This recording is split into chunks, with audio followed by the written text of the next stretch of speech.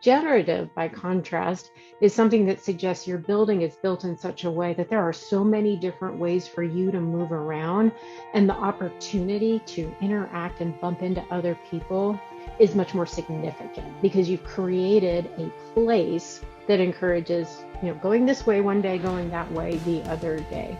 And so what we loved about that idea was we think that the workplace itself, the building itself, can help you build better relationships. When you have better relationships, you're much more likely to build trust within an organization.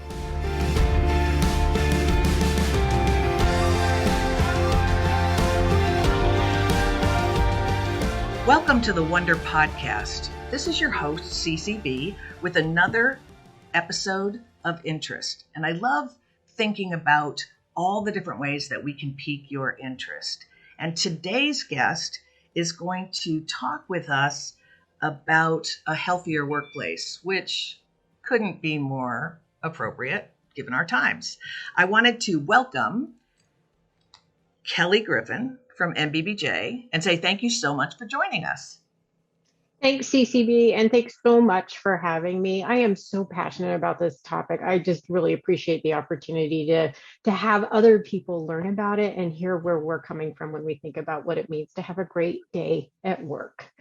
So I came at this, I grew up as an architect. I, went through the whole transition from being a young designer to a project manager to a client person, but I've always been so fascinated with the human side of things and how we can create great environments that make people feel productive and healthy and safe and like they're well regarded and valued in what they do.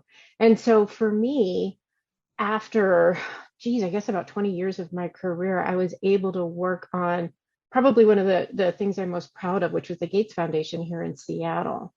And it was through that project that we worked with a consultant from London named Alexi Marmot. And she joined our team as our workplace consultant and workplace strategist. And watching her at her craft, because she's such a master of it, showed me that we can actually have a role in understanding the people that we're doing this work for, the way the organization ticks, the culture that they're trying to create. And it really got me focused on the idea of building workplace strategy at MBBJ. So that was my path. We've been having a great workplace strategy team since about 2014, and I get to understand all the inner workings of these great organizations that we work with. And I love hearing people talk about what makes them successful. That's so exciting. And, the reason, there's so many reasons why I think it's exciting. One of them is the plethora of workplace strategists that are popping up left and right now.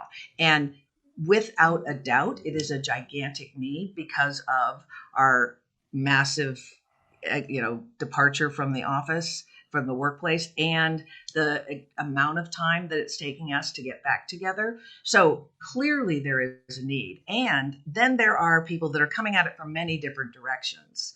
So we've got people coming at it from the IT perspective and people coming at it from the more culture, perspective. There's lots of different perspectives. But the reason why I'm saying I think what you guys are doing at MBBJ is so interesting is because of the amount of time and interest that you have devoted to understanding. So we could come at it from an experiential or anecdotal, informal kind of perspective, our learning, and we can bring the research and the science behind it so that there is an explanation for not only what you see, but what you do. So I want to ask you a couple of questions about early fascination with this work. And I know you had talked about Kirsten Seller at the University College London. And you spend a little bit of time on regenerative versus conservative. Yeah. I love those names because they're so almost British, but go. So Kristen wrote a paper that we came across as a firm probably, I don't know, 5, 6, 8 years ago. I can't even remember. It's been around for so long. But she talks about the concept of the conservative versus the generative workplace. And the conservative workplace is an environment in which the physical wrappings of that environment encourage you to maintain the same relationships that you already have. You could literally drive into a garage, park your car, go up the elevator to your floor, grab a cup of coffee at the pantry that you visit every day, go to your workstation or office, and generally only run into the same people day after day after day. You're preserving and conserving relationships. Generative, by contrast, is something that suggests your building is built in such a way that there are so many different ways for you to move around, and the opportunity to interact and bump into other people is much more significant because you've created a place that encourages, going this way one day, going that way the other day. And so what we love about that idea was we think that the workplace itself, the building itself, can help you build better relationships. When you have better relationships, you're much more likely to build trust within an organization. And with trust comes really silly ideas and really innovative out there ideas, and a group of people that you feel safe working with to help advance the work of your organization. And so for us, that idea of generative workplace was super, super powerful. And knowing that we could create really interesting environments that reinforce that idea. So there's the input of that environment that can be intentionally designed. And then there's also, to your healthier workplace in so many different ways, there's the movement that you addressed. So talk to us a little bit about that, keep moving. Yeah, so that's actually this wonderfully fundamental thing about humans. And being science geeks like we are, not only have we understood the work of Kirsten Saylor, we've also been working with Dr. John Medina.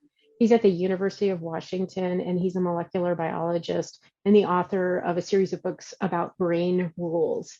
And his research really focuses on the fundamental qualities of being a human and what makes us tick. He acknowledges that we evolved outside in the savannah and generally on the move and always a little bit scared.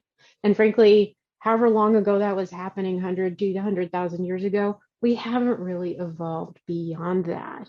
And so there's so much of that inherent part of who we are as humans that still comes out today. So one of the first things he taught us is that movement is critical for our health, for our success, but also to keep our brains working.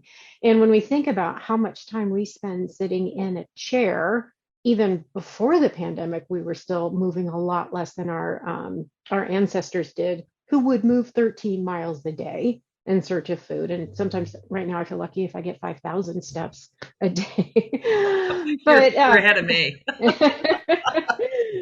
and so the movement is such a critical part because in motion, we're actually also thinking at our best and creating really interesting new ways of approaching things. Dr. Medina actually suggests that the best meeting would be a moving meeting where we're all walking around together because that's when our brain is actually heightened and active and much more connected to what's going on.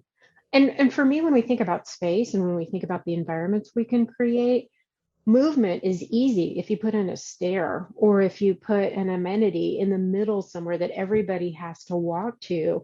There's a lot of benefit for that. And I don't think we realized that until maybe even during the pandemic when it kind of hit us that we could actually go take a walk every, couple hours, presuming you weren't on Zoom calls all day, but that actually helped you reset and sort of refresh and feel better at connecting with people again in this weird environment.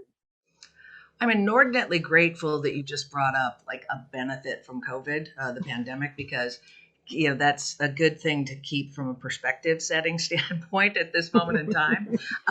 But I'm also glad that you introduced the applications of the science and some of the observations and some of the guidance that you might share with your clients as you're helping them create spaces. And along with that movement, there was the focus and the attention. We talked about how hard it is to focus these days because Right. we're overwhelmed. But talk a little bit about that and the big um, gift that I saw in your paper was the 90-15 ratio. Yeah. So talk to us about that. Yeah. So one thing that we have learned again from Dr. Medina is that our brains are pretty good at working in moments of sort of heightened stress or heightened activity for about 90 minutes. And then after that, our ability to stay focused and not make mistakes really starts to plummet. And after about 120 minutes, we are toast. It's really hard for our brains to keep up that kind of engagement and attention. And so one of the things that we find ourselves doing is like, if I just keep pushing through, I'll make it. I know I can get through this. We haven't given ourselves the gift of acknowledging, you know what, it has been about an hour and a half and I'm pretty tired. I'm going to take a break right now. And so one of the ideas that we keep talking about, and this is one of those moments where space can be a part of it, but culture and operations is also another part of it, which is to say, after about 90 minutes, what if our computers all kind of turned to a scene of nature? What if it said, time, go take a break, go stand outside in the sunshine if it's there, or, take a breath of fresh air and take about 15 minutes for yourself. And that could be as simple as spending some time outside, taking a walk around the block, just even doing some deep breathing can help restore you to that ability to think and be on top of things again. There's been some really great studies that show that where people have studied nurses, and after that 90-minute threshold, they realize they start making mistakes. And so that's when it becomes a real critical issue, and you want to make sure that people do get those breaks. And frankly, our society and our work culture doesn't really let us do that. I think, again, if we're thinking about one of the potential silver linings of the pandemic, is thinking about, wait a minute, I have a little bit more control over how I spend my day. If I knew that this was a thing that was true, maybe I could do something about it. Mm-hmm. Well, I'm thinking about the fact that uh, work is going to fundamentally change for a long period of time, at least the way that we approach work. And the idea of 9 to 5 or 9 to 9 is has another silver lining has gone out the window. It's like, no, there are more important things. And the life work balance, let's not talk about work life, let's talk about the life work balance, has been a gift because it's given some people the opportunity to manage that a little bit more effectively. So I'm sitting here thinking about how the impact that the old way of working going out the door gives us the opportunity to restructure and redesign. And you and your colleagues at NBBJ, I know, have been thinking about, not only, and you mentioned it earlier, not only space, but protocols, but policies, but culture elements. But so there's two things that I wanted to ask you. So the first one I want to say is, so how is that all coming together? And from tool standpoint, you're building tools, or you're building, you're building suggestions and guides and uh, prompts for your clients. So talk about that a little bit. Yeah, we've actually created, again, based on the research with Dr. Medina, this thing we're calling the rhythm of the day tool, where we're asking people to evaluate when they feel at their most alert, when they feel they're most fatigued, and where are the places that that alertness is really enforced, and where are the places that people go to recover from that fatigue. And what it allows you to do it's basically a survey instrument, and you use it as a way to inform not only, maybe a set of designers about the kinds of spaces that people feel like, oh, wow, this is a really good environment for lots of activity and alertness and engagement. And this is an environment that doesn't work as well for that. But it also is an opportunity to build your own self-awareness so that you're in a position to exert a little bit more control over your day. When somebody asks you, do you get tired after about an hour and a half of doing work? I bet you before the pandemic, nobody would have asked you that. You would have been tired at the end of the day. You would have known you'd be sleepy after lunch, that kind of thing. But to have the very specific information that says, give yourself a break after that amount of time, simply by asking you to think about it through this survey instrument, I think is really fascinating because it tells us something that maybe we intuitively knew, but now we can be explicit about it and understand that there's a way to address that fatigue that shows up. Hmm. There's so many folks that are trying to, come at some of this nudge activity that Cass Sunstein and what's his name, Thaler, I think, from who wrote the books about, or the original book about nudge theory, and thinking about how do you just, prompt people in the right direction, the direction that you intend. And that's obviously been extremely embraced by our technology friends. Hmm. But the idea of no, everyone doesn't need to have a PhD to understand this. Right. That one of the little prompts or suggestions that you had was turn off business phones during sleep hours. Yeah. Seriously, that as a message. Well, no, but that as a message that you do, that's a message that, we don't expect you to answer the phone. I can say that to you and you're still going to answer the phone if Yeah. I'm your leader and I call you. But if it's turned off, that has that dual, not only did we say it, but we're doing it.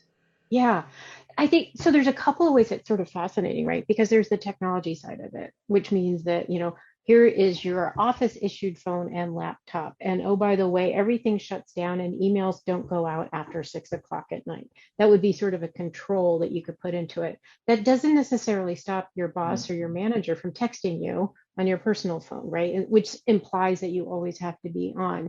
To me, the other thing that has been sort of a silver lining of this pandemic is the acknowledgement that we do deserve space and that we can say, it's been enough today. I need to take a break. And I think there's a lot more empathy. I think this pandemic has taught us an incredible amount of empathy in a way that suggests that we all understand a lot better about what people are going through, and we're not going to push on each other as hard.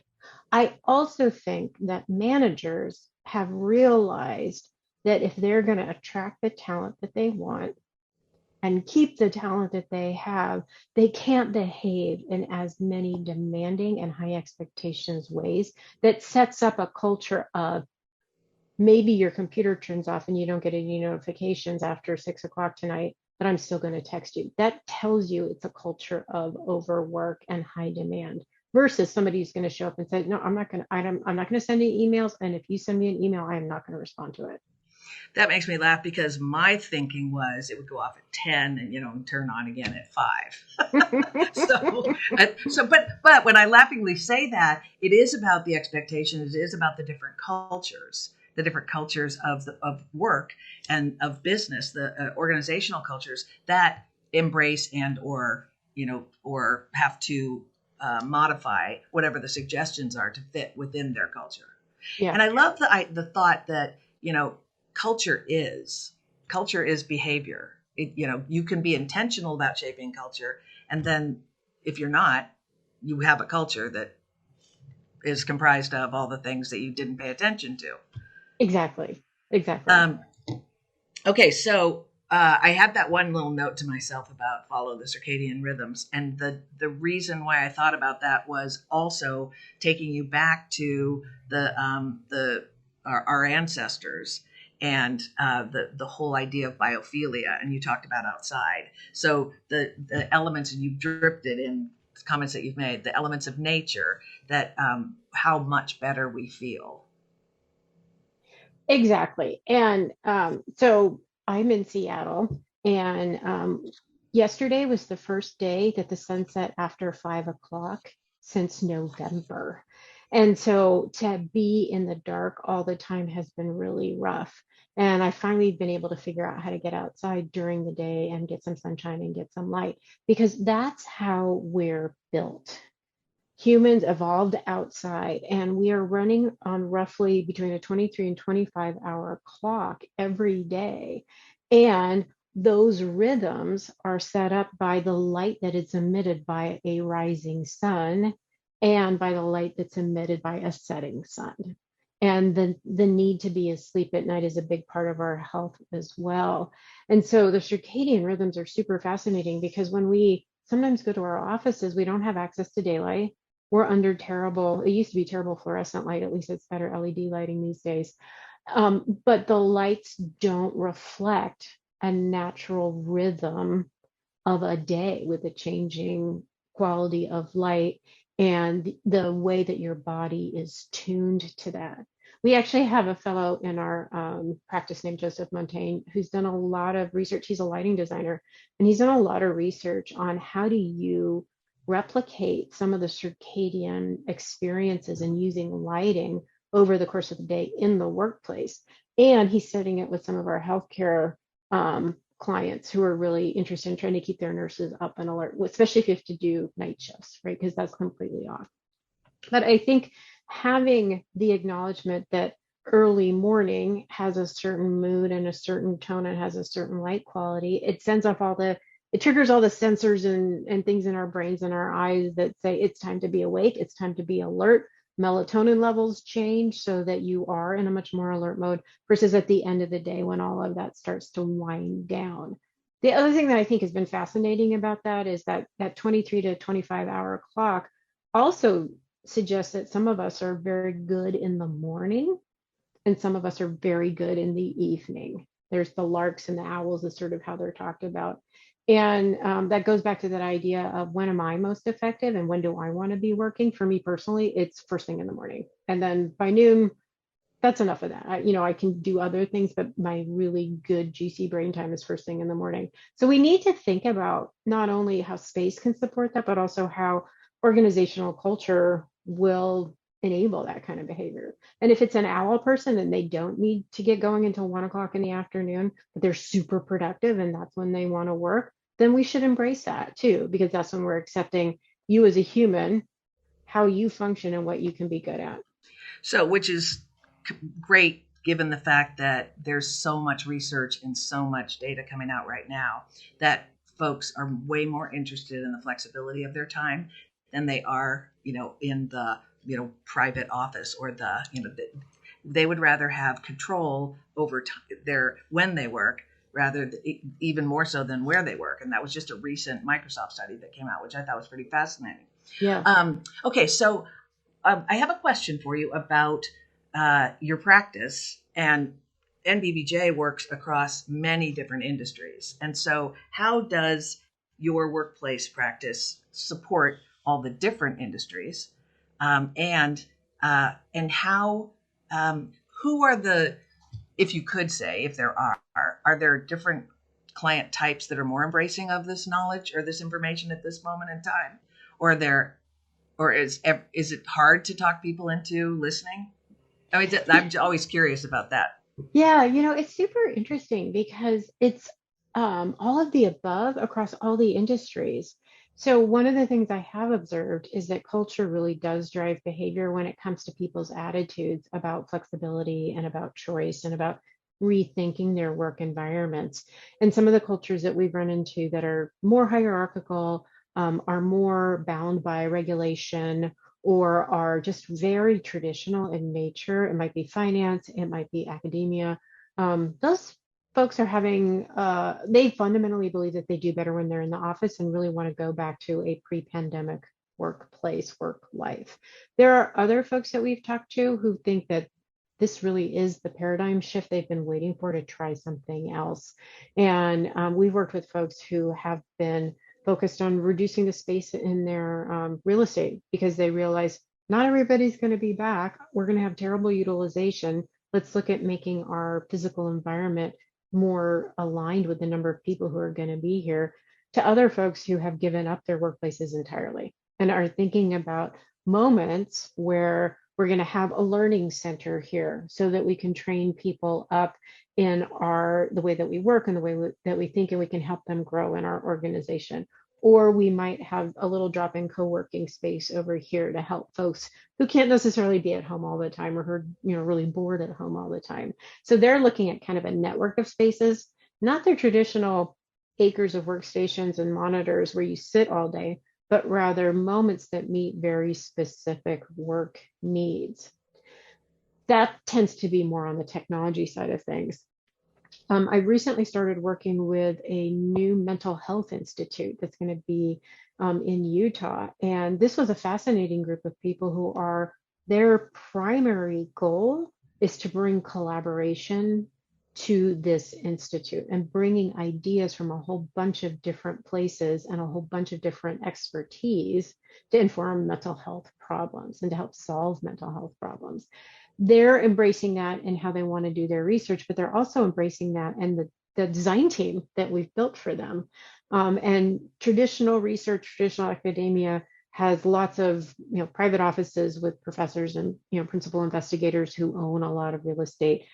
This organization is really fascinated with the ideas that we can bring from technology or even from some of the gaming companies that we've worked with, and wanting to embrace those ideas because they think it'll give them the lift that they're looking for, to say, we're a different kind of research organization and we're building a different kind of space to help really emphasize that. Wow. Okay. I told you when we started this that it was going to go really fast, and we are at the end. And it's just, I mean, conversations are always fascinating when people are telling their stories and sharing their expertise. And you have a heck of a lot in personally and well as your NBBJ organization. So I wanted to give you one final moment to say, is there anything that you would like to have our audience walk away from with a final comment or anything that you want to reiterate or reinforce?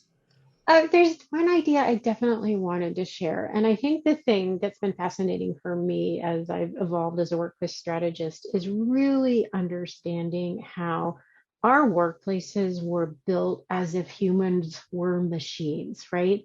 Taylorism kicks off. We have, all that scientific management stuff, and we're trying to build an industrial line for human work. And it's been refreshing and delightful and sort of a relief to see our industry say, oh, wait a minute, it's actually humans doing the work with all of their idiosyncrasies and all their foibles. How do we build environments for humans?